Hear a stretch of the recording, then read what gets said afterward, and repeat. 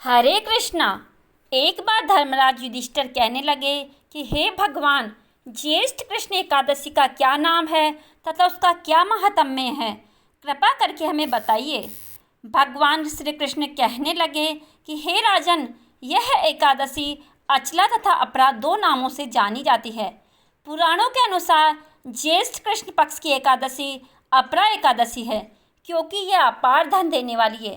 जो मनुष्य इस व्रत को करते हैं वे संसार में प्रसिद्ध हो जाते हैं। इस दिन भगवान त्रिविक्रम की पूजा की जाती है। अपरा एकादशी के व्रत के प्रभाव से ब्रह्म हत्या, भूत योनि, दूसरे की निंदा आदि के सब पाप दूर हो जाते हैं। इस व्रत के करने से पर स्त्री गमन, झूठी गवाही देना, झूठ बोलना, झूठे शास्त्र पढ़ना या बनाना, झूठा ज्योतिषी बनाना तथा झूठा वैद्य बनना आदि सब पाप नष्ट हो जाते हैं। जो क्षत्रिय युद्ध से भाग जाए वे नरकगामी होते हैं, परंतु अपरा एकादशी का व्रत करने से वे भी स्वर्ग को प्राप्त होते हैं।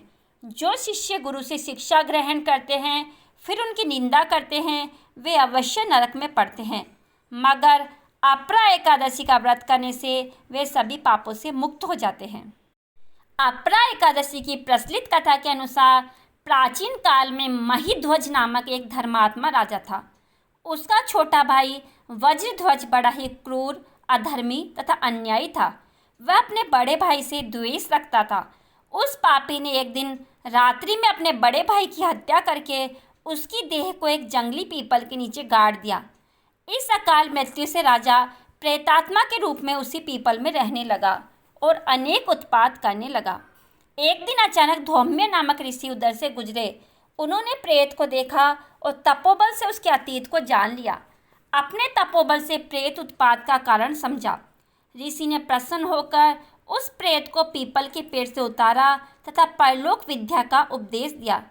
दयालु ऋषि ने राजा को प्रेत योनि से मुक्ति के लिए स्वयं ही अपरा एकादशी का व्रत किया और उसे दुर्गति से छुड़ाने को उसका पुण्य प्रेत को अर्पित कर दिया।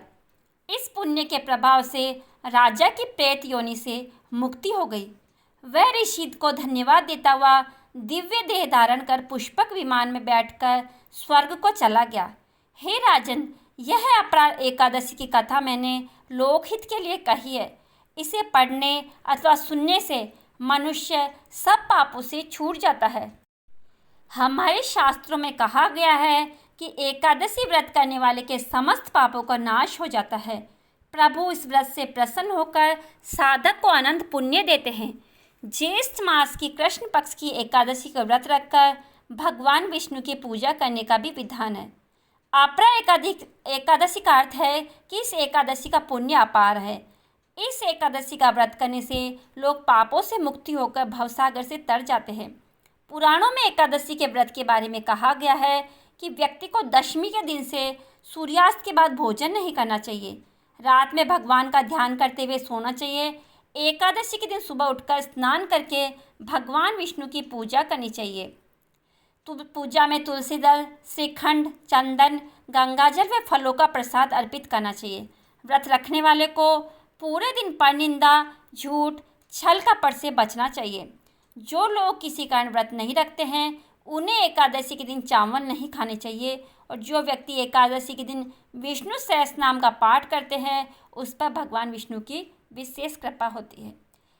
अगर आपको कहानी पसंद आई है तो कहानी कमेंट बॉक्स में जय श्री कृष्णा अवश्य लिखें। आप सभी को अपरा एकादशी की बहुत बहुत शुभकामनाएं। राधे राधे।